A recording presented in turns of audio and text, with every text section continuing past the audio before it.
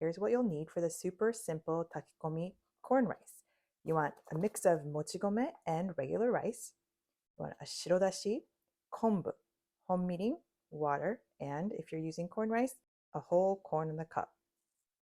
1.5 cups plain rice. And then you want half of this because this is going to make it a little more chewy, a little more sticky. See how this is a little different? It's a little bit bigger. This makes it a little more glutinous. It gives it a nice chew, a nice different texture. So let's wash this and come back. My rice is washed. If you don't know how to wash rice or you want tips, check out the rice washing video that I put together on the different techniques that you can use.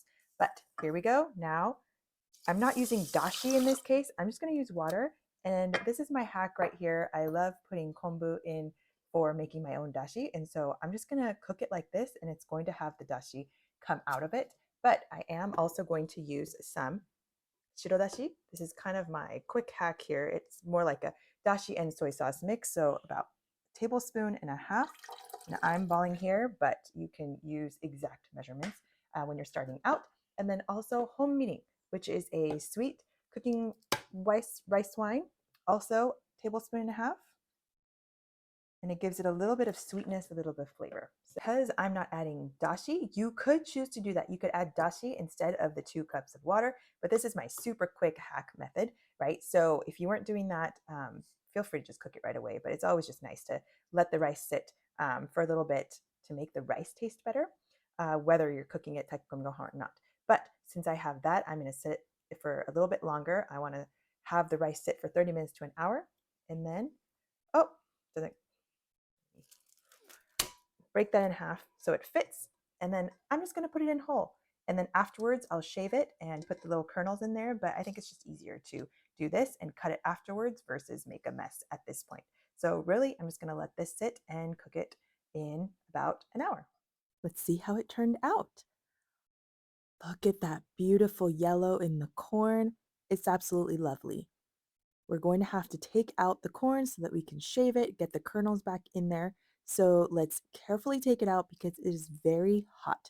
I'm going to fish out the kombu also because that will keep for later as well. And look at the dents in these things, but here it is, beautiful. We're going to take that out, take the other one out too. And like I said, it's super, super hot, so be careful with your fingers. I'm just going to slice. Feel free to use a glove if you want to because it is super hot and I may be burning my fingers, but you just want to go around, shave them all off, and we'll dump all the kernels back in. Let's do that for the second half as well, since I had to break this corn cob in half in order for it to fit in the rice cooker. Once we have the kernels, just dump them all back in. It might look like a lot, but we love it with a lot of corn. Let's just give that a bit of mix before we add in our one other item. I love it. Look at these big bits of corn and lovely looking rice. Now let's cut up the kombu that we put aside.